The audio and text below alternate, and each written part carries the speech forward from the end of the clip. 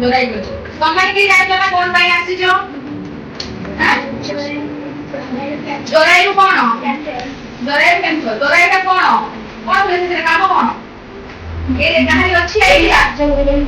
ଦେଖ ତମ ପାଇଁ ଟୀକା ଇଞ୍ଜେକ୍ସନ ନେଇଯିବାଟା ବଡ କଥା ନୁହଁ ବୁଝିପାରୁଛ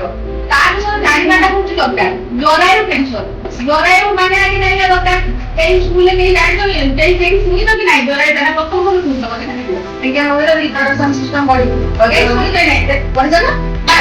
ଜରାୟୁ ଥିବ କି ନାହିଁ ଆଉ କାହିଁ କହୁନ ପ୍ରଜନନ କେନ୍ଦ୍ର ପଢିଛ ଜରାୟୁ ଉଦରସ୍ ସେଇଟା ଇଂଲିଶରେ ଉଦରସ୍ ବୋଲି ଜାଣିଛ କି ନାହିଁ ନା ଖାଲି ଜରାୟୁ ଲେଖାରେ ଲେଖା ହେଇଛି ଉଦରସ୍ ହେଲା ତ ସେଇ ଯୋଉ ପିଲା ଘର ଯୋଉଠି ଆମର ପିଲା ରଖିବ ବାହାଘର ପରେ ପିଲା ଯୋଉଠି ପଢିବ ହେଲା ତାକୁ ସେଇ ଘରଟାରେ କ୍ୟାନ୍ସର ନ ହବା ପାଇଁ ସେଇ ଟୀକାଟା ଦିଆ ହୁଏ ତମେ କହିବ କାହିଁକି ଏବେ ଦିଆ ହଉଛି ଆଗରୁ କାହିଁକି ନୁହଁ ପରେ କାହିଁକି ନୁହଁ ବୁଝିପାରୁଛ ନା କଥାଟା କିନ୍ତୁ ଆମର ତମେ କଣ ଏବେ ବାହାଘର ହେଇନ ଆସ ଆସ ବସିଯାতে ତ ତମେ ମାନେ ବାହା ହେଇନ ତମର ଯୋଉ ଏଜ୍ ଟା 14 ବର୍ଷ ବହୁତ ଇମ୍ପୋର୍ଟାଣ୍ଟ ବାହାଘର ପୂର୍ବରୁ ଆ ପରେ 15 ବର୍ଷ ପରେ ଏକେবারে ପଳେଇବ ସ୍କୁଲ ଲାଇଫ ହେଇନା ଚାଲି ତ ଆମର ଖାଲି କର୍କଟ କ୍ୟାନ୍ସର ଯୋଉ ଆମର ଜରାୟୁ କ୍ୟାନ୍ସର ପାଇଁ ଦିଆ ହଉ ନା ଆମର ଏବେ ଯୋଉ ସମାଜରେ ଅଧିକ ମାତ୍ରାରେ ଜରାୟୁ କ୍ୟାନ୍ସରଟା ହଉଛି ବେଶୀ ହଉଛି ଜରାୟୁ କ୍ୟାନ୍ସର 90% ଉପରେ ତମମାନେ ଏଇନା ଜାଣିନ ଏଇନା ସବୁ ଦେଖୁଛ କି ନାହିଁ ନେଟରେ ଦେଖୁଛ କି ନାହିଁ ୟୁଟ୍ୟୁବରେ ଦେଖୁଛ କି ନାହିଁ ବହୁତ ଟୀକା ନେଲେ ପିଲା ହବନି କଣ ହବ ରୋଗ ସବୁ ହେଲା କିନ୍ତୁ ସେମିତି କିଛି ନାହିଁ କ୍ୟାନ୍ସର ଟୀକା ନେବାର ପିଲା ହବା ସହିତ କୌଣସି ସମ୍ପର୍କ ନାହିଁ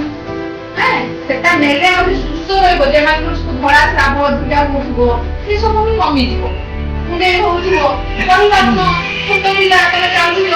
ବୁଝିପାରୁଛ ନା ସେଇ ଜିନିଷ ଗୁଡା ତମେ ସବୁ ତମର ସେଇ ଜାଗାଟାକୁ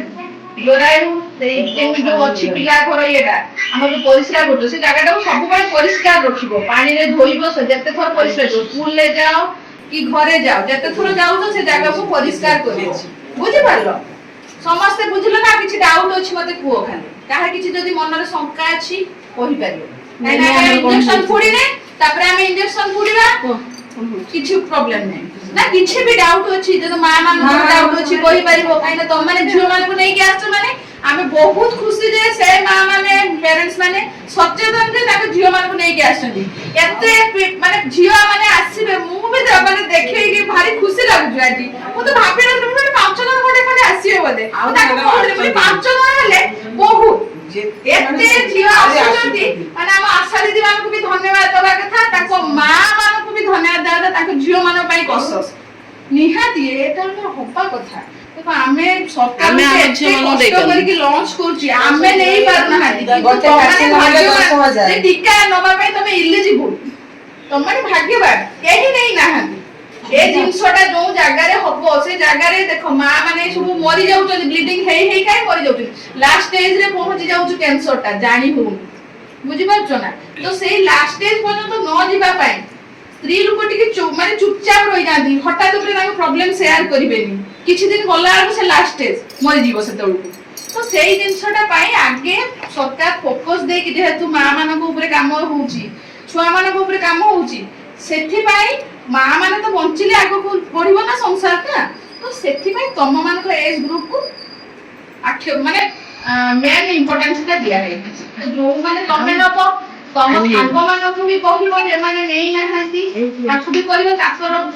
ତ ତମେ ନେଲେ ତ ତମେ ଏକ୍ସାମ୍ପଲ ହବ ନା କି ହଁ ମୁଁ ନେଇଛି କିଛି ପ୍ରୋବ୍ଲେମ ନାହିଁ କିଛି ହବନି କିଛି ଅସୁବିଧା ହବନି ହେଲା ସେଇ ହିସାବରେ ଆମେ ତମମାନଙ୍କୁ ମୋଟିଭେସନ କରିକି ତମକୁ ଫିଲ୍ଡ ଅଣାଯାଇଛି ଏଠି ତମକୁ ଯଦି ଇଏ କରାହଉଛି କାହିଁକି ନା ମନରେ କିଛି ସଂସ୍ଥା ନ ରହୁ ତମେ କଣ ପାଇଁ ଆସିଛ ଟୀକା କଣ ନେଲେ କଣ ସୁବିଧା ହବ ସବୁ କହିବେ କେବଳ ଟୀକା ନେଲେ ଟିକେ ଯେମିତି ଟିଟି ନେଲେ ଟିକେ କଥାବାର୍ତ୍ତା ହୁଏ ତେବେ ଟିକେ ହାଲକା କଥା ରହିବ ଟିକେ ଦି ଦିନରେ ସେ ପଳେଇବ ଆଉ କିଛି ହବ ହେଲା ଆଉ ଯଦି କିଛି ଅସୁବିଧା ହବ ତାହେଲେ ଆମେ ଆସିକି ରିପୋର୍ଟ ନା କଥା ରହିବ ଯଦି ଟିକେ ନେଲେ 3 ଦିନ କଥା ରହୁଛି ସେବେଳେ 2-3 ଦିନ ଟିକେ ହାଲକା କଥା ରହିବ ଆଉ କିଛି ହବ